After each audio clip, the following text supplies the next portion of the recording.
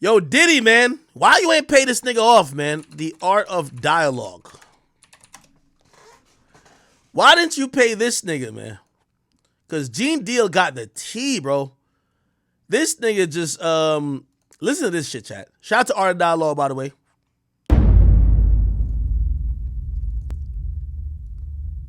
Looking at this lawsuit, right, Lil Rod, he alleges that, Diddy told him personally. By the way, he's talking about the Lil Rod lawsuit, the one we've all been talking about. That he had sex with Usher. And when you look at the lawsuit, even though they got Usher's name redacted, you could tell who it is because other people mention Usher. They acting like, yo, is my voice that big? Or people act like I'm the only person that said this? Look at the lawsuit, even though they got Usher's name redacted, you could tell who it is because they describe him as the guy that performed at the Super Bowl. Right. So, I mean, we all know who that is, but how you feel about that, man? Well, I mentioned that earlier, that he said about Stevie J. The Usher part, that's a touchy situation, man. You know what I'm saying? Because I had a certain feeling and I felt a certain way when Usher got on Shay Shay, and I don't mean to mention other people's platforms, but he got on Shay Shay and he mentioned how great and how good Puff taught him and everything. You know what I'm saying? About the business, right? I know, and people know, that was around that in that time that Puff and Usher did have a situation. Whoa. And that situation led Usher to the hospital. Now, I let Usher explain that to y'all. I let Usher tell that story. But how dare you say a man that groomed you, you gonna give him a pass? Bro, you know I know. Let me reframe you on something. Remember, Usher? We was at the Swiss Hotel. Puff had Kim in the room. Had one of Keith Sweat's baby mothers in the big room outside the master bedroom. He came outside in his robe. She gave him a fellatio right there. What? His back was turned to me. She gave him a fellatio. You knocked on the door. I came and opened the door for you. Puff went in the room. You came in the room and kissed that girl dead in the mouth. Now I'm telling that because you taking up for somebody that you know and a lot of more people know didn't do you right when you was at Diddy camp. Y'all put it together. And what you mean by Diddy camp? Remember? He was on one of the talk shows, the white guy with the curly hair. What's his name? The white guy with the curly hair. And he said, yo, would you send your son to Diddy camp? And Usher said, no. Ask him why he won't send him to Diddy camp. But yet and still you praise him. Damn, and you said that, I know you can't go into detail, but you said that it was a situation where Diddy sent him to the hospital? Let Usher explain that to you. Let Usher mama explain that to you. And the hospital was in Scarsdale, New York. Okay. That's interesting. He also continued to say this.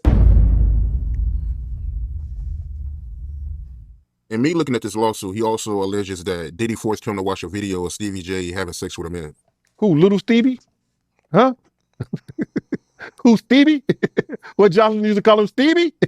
Yo, I read that, man. I don't know if you know this, but then maybe they have a tape that we didn't see because the pictures was a little vague. There was an exotic worker came out and said that was him and not Stevie J. But in order for them to put that in there, they must have clearly thought it was Stevie J or think it's Stevie J. But you got to get this, Art. Check this out. He knew that this kid admired Stevie J and loved the work Stevie J had done in the industry in the past. This kid looked up to Stevie J. Now, what if Puff told him that that was Stevie J in the tape? And the guy looked like Stevie J. He did facial, his face was fixed like he was doing some of the faces Stevie J be making. You understand? So now, the kid could have been drunk, kid could have been high. He was like, yo, Puff could have been like, yo, you talking about this is somebody you admire? Look what he doing. This Stevie J right here. Now, in that kid's mind, he may have thought that was Stevie J, or he think that's Stevie J. If Puff told him that was Stevie J, it was Stevie J. So people can't say, oh, he lying and everything like that, because we really don't know what was said. But the kid said he told him, this is somebody I admire. This is somebody you got high aspirations for, that you want to be like. Look and see what he doing. This is what you should be doing too. Wow. That was crazy. And you knew Stevie J, right? I knew Stevie J real well, bro. I knew Stevie J when he was with Bad Boy, one of the hitmen. When him and Puff fell out, I used to take Stevie J around and everything, bodyguard him in certain places and everything.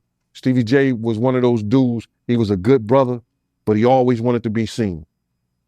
And when you hear these allegations, right, you knowing Stevie J, do you think it's possible that he could be gay?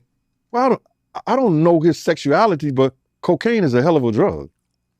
You understand? And by cocaine being a hell of a drug, and he indulging with Diddy like that, and now he's invited to the Diddy parties.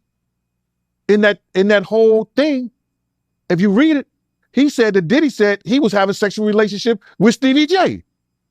So all I can say is this, man. If two men lay down, how many homos get up? Two. In my book.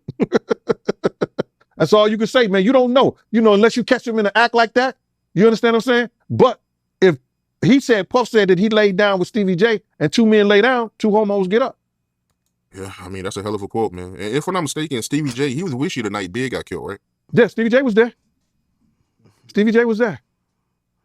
And as soon as Big died, he was supposed to get on the plane with them and go to New York. He rushed to Faith Hotel. Rushed just to the hotel. He was wearing my cross and my chain, right? I said, Stevie, I'm not selling you my cross. My cross got blessed. He said, let me wear it. I said, yo, okay, bro. He gave me $1,500 for the chain and then never paid me for the cross. Ended up giving Faith the cross and the chain to give to little Chris Wallace. That's what he said he did with it. You think it's a chance he was cracking Faith back then? I don't know what he was doing, bro. But it's funny they end up now. It's funny he ran to Big's wife. That's interesting. This thing be happening all the time. Leopard don't change his spots. And Diddy been doing this for a real long time, bro. He been doing this for a long time. And now another artist. This artist didn't wait 10 years. You know what I'm saying? He didn't wait 20 years. You understand? He waited a year or two after he stopped working with him and saw he didn't get what he was supposed to get. And he said, yo, listen here, man. I'm putting in my claims right now because I'm going to show everybody what really happened, what really went down. It's crazy. When I was reading it, I read the whole thing. Shout out to Keisha in Kansas City.